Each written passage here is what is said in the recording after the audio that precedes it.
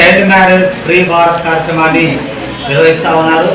దాంట్లో భాగంగా ఆశ్రిత సంస్థ వాళ్ళు తెలంగాణలో నల్గొండ జిల్లాలో మరి జన విజ్ఞాన వేదికతో కలిసి ఈ కార్యక్రమాన్ని వల్ల నల్గొండ జిల్లా కలెక్టరేట్ నిర్వహించారు.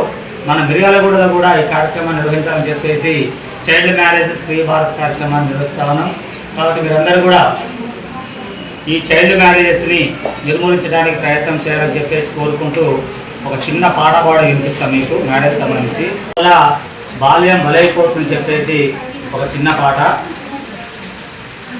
ఎందరో బలి అవుతున్నారు, అమ్మలెందరో బలి అవుతున్నారు, తల్లితనము శాపమై కాంతే ఒక నరకమై నెత్తురోడుతున్నారు, నేలరాలుతున్నారు. ఎందరో బలి అవుతున్నారు, అమ్మలెందరో బలి అవుతున్నారు. అమ్మ పాలు మరువని పాలుగారు బుగ్గని, మూడు ముళ్ళు తెలియని ముద్ద బంతి పోని. కనీసం పెళ్ళి అంటే కూడా ఏందో తెలియని పరిస్థితుల్లో ఇవాళ కొండ కోయజాతి గోండులు ఎక్కడ ఉన్నటువంటి ట్రైబల్స్లలో కూడా ఇక్కడ కొన్ని అక్కడ అడవిలో ఉన్నటువంటి కొన్ని ప్రాంతాల్లో మ్యారేజ్ జరుగుతూ ఉన్నాయి.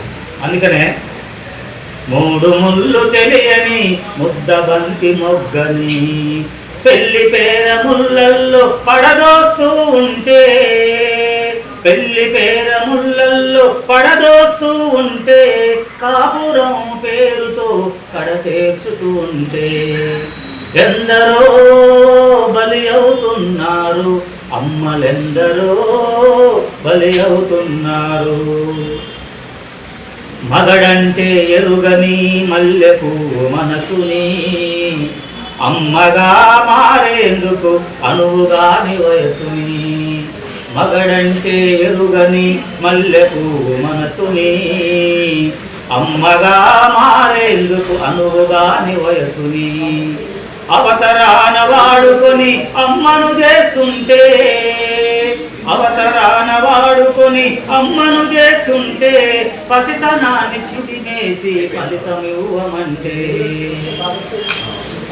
చిన్న కడుపులోని మరో చిన్ని ప్రాణి ఎదుగుతున్నా, చిన్న కడుపులోని మరో చిన్ని ప్రాణి ఎదుగుతున్నా, కడుపు దాటి రావాలని కాళ్ళతోటి తంతున్నా.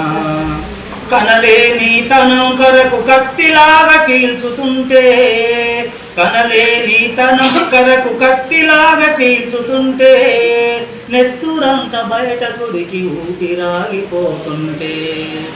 ఎందరో బలి అవుతున్నారు, అమ్మలెందరో బలి అవుతున్నారు. కాన్పు టైంలో చాలామంది బలహీనంగా ఉండి తక్కువ వయసులో పెళ్ళిళ్ళ వల్ల డెలివరీ టైంలో చనిపోతున్న వాళ్ళ సంఖ్య చాలా వరకు ఉంది. అది మనందరం చూస్తాము. కాబట్టి ఇటువంటి వాటన్నింటిని నిర్మూలించడానికి ఒకే ఒక పరిష్కార మార్గం ఏంటంటే 18 years ఎబోవ్ మాత్రమే పెళ్ళిళ్ళు జరగాలి.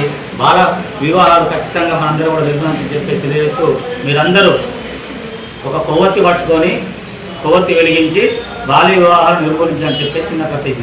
ఓకేనా? Thank you. లేచి నిలబడండి అందరూ. గాల్లో నుంచి విధుకి తీయటం.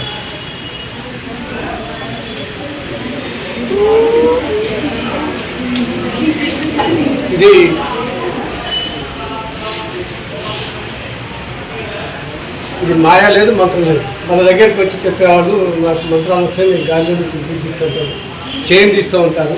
చైన్ తీయడానికి లాక్ చేస్తాం, ఇక్కడ రబ్బర్ బ్యాండ్ వేసి పెడతాం, తీస్తారు. మనం బంగారం వచ్చిందా అంటే బంగారం వస్తే మన కాటుకొని వచ్చి చేస్తున్నాడు అంటే మనకు చెవిలో పూలు పెట్టి మన దేవుడు కాలు చేసి మనకు పక్కన పంచాయతీ పెట్టి ఏదో అతీతమైన శక్తి ఉన్నప్పుడు నేను చెప్పడానికి వస్తాను.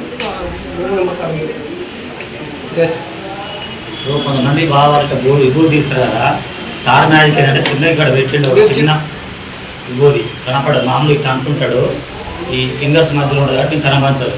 కొంతమంది ఇట్లా తీసి తనగానే అమ్మ విభూతి గాలి నుంచి తీసినట్టు కదా, అది మ్యాజిక్. ఓకేనా? రైట్. ఇట్లా కూడా అగ్గి పెట్ట కూడా తీయచ్చు, ఇట్లా చూపిస్తారు, ఇట్లా చూపించారు. ఇదంతా ఏదో ట్రిక్.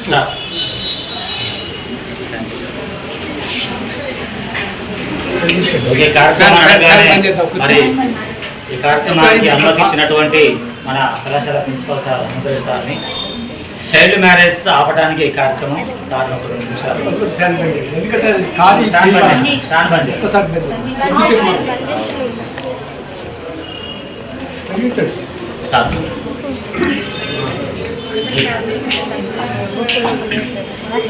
మన మిత్రులు ఇంత మంచి ప్రోగ్రామ్ ఇది ఏంటంటే చిన్న వయసులో మ్యారేజెస్, ఇంకా ఈ కాలంలో కూడా చిన్న వయసులో పెళ్లి చేయడం అంటే ఒక దుర్మార్గమైనది ఇంకోటి లేదు.